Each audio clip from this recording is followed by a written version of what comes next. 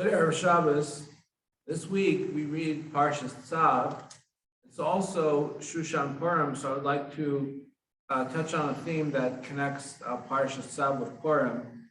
One of the highlights of the Kohen Gadol's day was bringing the Minchas Chavitin. The Minchas Chavitin was a flour offering which was brought by the Kohen Gadol, the high priest, every single day in the Beit HaMikdash and the temple.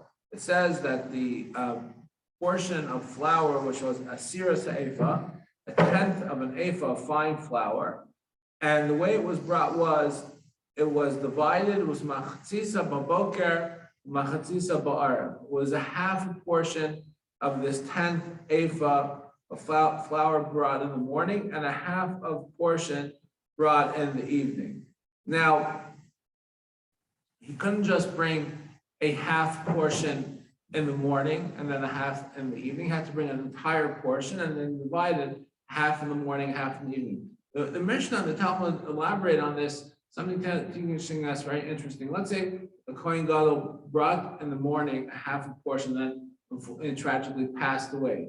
His successor wouldn't just be able to bring a half a portion in the evening. He would have to bring an entire portion in the afternoon, and from the entire portion, he would have to bring a half of that, meaning the half would have to always be from a whole. It's not just a half, but a half from a whole. So what's this idea of I have to bring not just a half of a portion, but rather a half from a whole? Well, this week, I think, teaches us a much larger message, not only about the Minchas Chavit and this flour offering that the Kohen Gadol brings, but also a much larger message in terms of our avodas Hashem, our service of Hashem. You see, because many of us have different expressions of our service of Hashem. Some people, their primary focus is Torah study.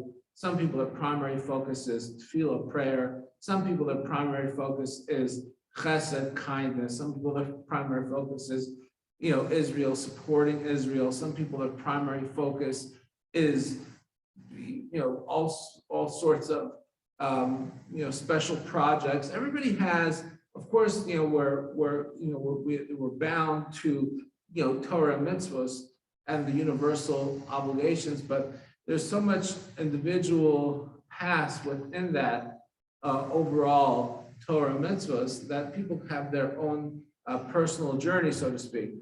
And what I find sometimes troubling is that people denigrate other people's path, and we have to remember that we're, even though we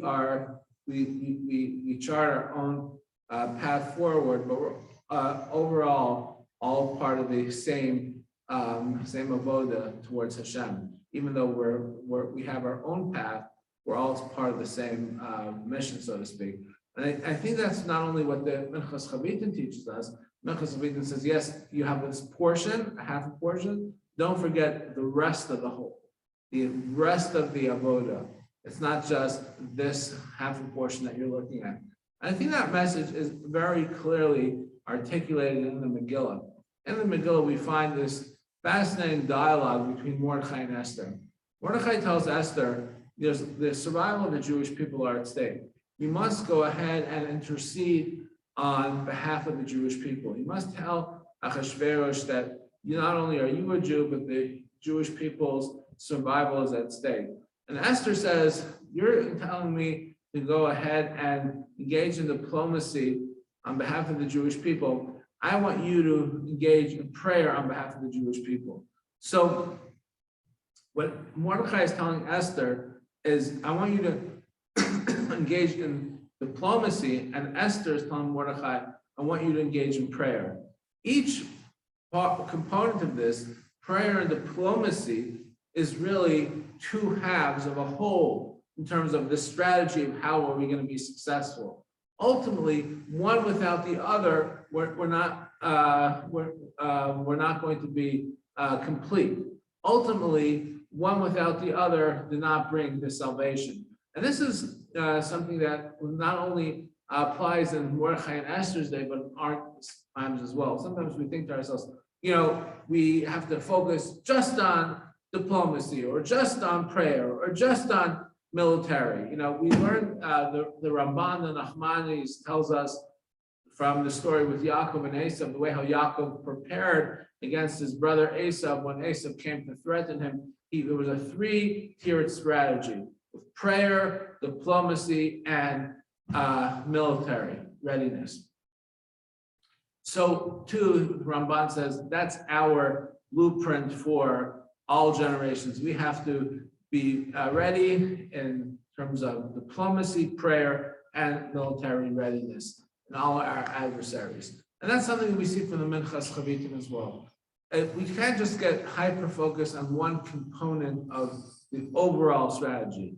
Other people are focusing on other parts of the overall strategy. So when yes, it's amazing that you're doing your component of your avodas Hashem, your service to God, but never forget there are other people involved, other aspects of their service of God, and we're all part of one overall strategy to bring glory to the Almighty in this world.